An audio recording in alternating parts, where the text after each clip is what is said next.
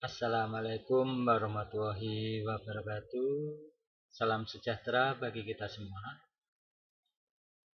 Perkenalkan, nama saya Wahyu Setianto. Kali ini saya akan memaparkan materi pembelajaran yaitu tentang teks prosedur. Untuk pertama kali kita dalam mempelajari teks prosedur harus mengetahui apa itu teks prosedur. Pengertian teks prosedur. Teks prosedur adalah teks yang berisi langkah-langkah atau tahapan yang harus dilakukan untuk mencapai suatu tujuan. Nah, sekali lagi di sini teks prosedur yaitu teks yang berisi langkah-langkah. Maka di sini nanti akan ada dalam teks prosedur itu tahapan-tahapan atau urutan yang nantinya akan membentuk sebuah prosedur dalam melakukan sesuatu atau mungkin bisa juga membuat sesuatu. Nah, yang nantinya akan mencapai sebuah tujuan. Selanjutnya yaitu ciri-ciri teks prosedur. Ada beberapa ciri-ciri teks prosedur. Yang pertama yaitu berisi langkah-langkah kegiatan. Berikutnya menggunakan kalimat saran dan juga disusun secara sistematis. Berisi informasi yang bersifat objektif serta terdapat bilangan urutan. Yang pertama akan kita bahas terlebih dahulu yaitu berisi langkah-langkah kegiatan.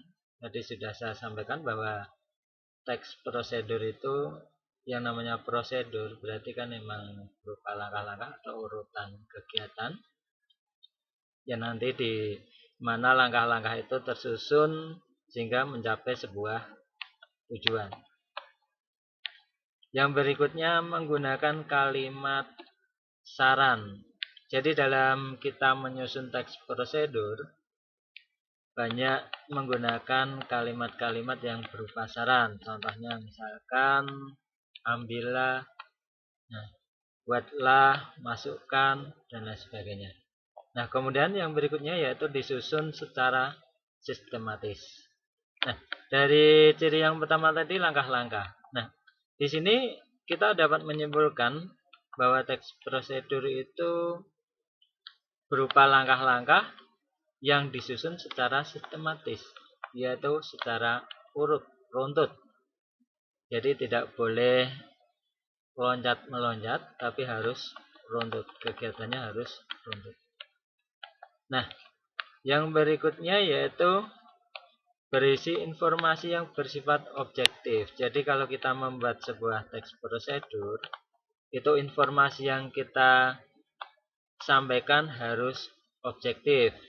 Jadi harus benar, sesuai dengan apa yang ada, sesuai dengan fakta. Tidak boleh mengada-ada. Nah, begitu. Nah, kemudian yang berikutnya yaitu terdapat bilangan urutan. Nah, sesuai yang pertama tadi ada langkah-langkah kegiatan, kemudian disusun secara sistematis. Nah, secara sistematis ini nanti yang dimana di sana terdapat bilangan urutan. Bisa jadi berupa angka 1, 2, 3, dan sebagainya. Atau juga bisa berupa kata, misalkan pertama, kedua, ketiga, berikutnya, dan lain sebagainya. Nah, itu ciri-ciri dari teks prosedur. Berikutnya yaitu struktur teks prosedur. Struktur teks prosedur. Yang pertama yaitu pengantar atau pembuka. Yang kedua yaitu bagian kedua material.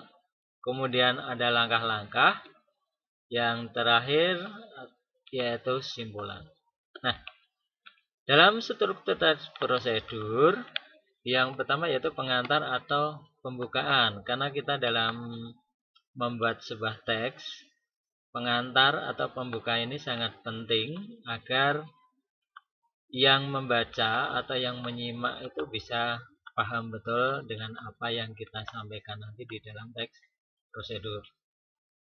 Ini sebagai pembukaannya.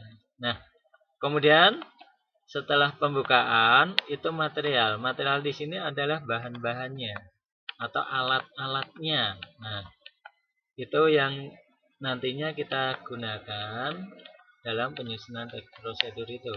Di sini ada materialnya. Misalkan kita membuat sebuah rangkuman. Nah, material yang diperlukan ada pensil mungkin, kertas atau lain sebagainya.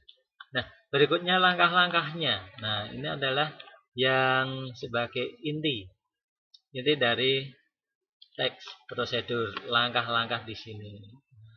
Urutannya. Jadi dalam teks prosedur itu nanti ada urutannya atau langkahnya. Baru setelah itu adalah simpulan. Nah, simpulan ini adalah garis besar dari langkah-langkah tersebut. Seperti yang telah kita ketahui tadi dalam pengertian teks prosedur. Nah, itu kan adalah langkah-langkah urutan untuk mencapai sebuah tujuan. Nah, tujuan nanti disampaikan di dalam simpulan. Nah, itu adalah materi tentang teks prosedur. Saya harapkan pemirsa semua, pendengar semua bisa paham dengan materi kali ini. Mudah-mudahan bisa bermanfaat bagi kita semua. Selanjutnya saya ucapkan terima kasih dan sampai jumpa pada kesempatan berikutnya.